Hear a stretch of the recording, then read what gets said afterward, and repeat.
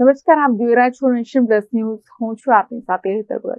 વલસાડ જિલ્લાના ધરમપુર નજીક શ્રીમદ રાજચંદ્ર આશ્રમ ખાતે આજથી સામૂહિક ચિંતનથી સામૂહિક વિકાસ તરફની થીમ સાથે 12મી ચિંતન શિબિરનું આયોજન કરાયું છે, જેમાં ભાગ લેવા માટે સીએમ ભૂપેન્દ્ર પટેલ ટીમ ગુજરાત સાથે અમદાવાદથી વંદે ભારત ટ્રેનમાં બેસીને વલસાડ રેલવે સ્ટેશન પહોંચ્યા હતા, જ્યાંથી બાય રોડ ધરમપુર પહોંચ્યા છે. આ 12મી ચિંતન શિબિરમાં મુખ્યમંત્રી સહિત મંત્રીઓ અને 241 ઉચ્ચ સનદી અધિકારીઓ જોડાશે.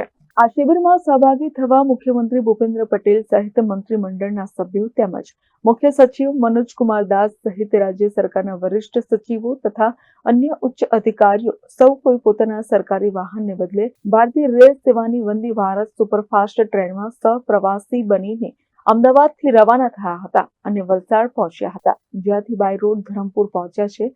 બપોરે 2:30 વાગ્યે શિબિરનું ઉદ્ઘાટન કરશે.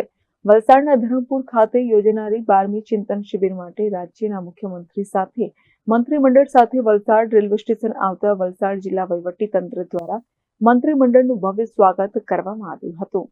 ચિંતન શિબિર દરમિયાન પૂર્ણ દિવસના વિવિધ સત્રો યોજાશે, જેમાં પ્રેઝન્ટેશન, પ્રશ્નોત્તરી, વહીવટી પ્રક્રિયાની સમીક્ષા અને નવી નીતિઓ માટેના સૂચનો લેવામાં આવશે. જૂથ કાર્ય દ્વારા અધિકારીઓ પોતપોતાના વિભાગોની યોજનાઓ અને પડકારોને પણ રજૂ કરશે. વર્ષ 2003માં વડાપ્રધાન નરેન્દ્ર મોદીની પ્રેરણાથી શરૂ થયેલી ચિંતન શિબિરની પરંપરાનો હેતુ રાજ્ય વહીવટને વધુ નાગરિક કેન્દ્રિત, કાર્યક્ષમ અને પારદર્શક બનાવવાનું રહ્યું છે. તેમની વિચારસરણીને આગળ ધપાવતા મુખ્યમંત્રી ભૂપેન્દ્ર પટેલના નેતૃત્વમાં 12મી ચિંતન શિબિર પ્રશાસનમાં આધુનિકતા, ટેકનોલોજીનો સદુપયોગ અને સંવેદનશીલતાનો સંગમ લાવવાનો પ્રયાસ કરાશે. શિબિરના અંતિમ દિવસે એટલે કે 29 નવેમ્બરે સમાપન સમારોહમાં વર્ષ 2024-25ના કલેક્ટર અને જિલ્લા વિકાસ અધિકારીઓને કર્મયોગી પુરસ્કાર એનાયત કરવામાં આવશે. આ પુરસ્કાર ઉત્તમ વહીવટી કામગીરી અને નવીન પ્રયોગો માટે આપવામાં આવે છે.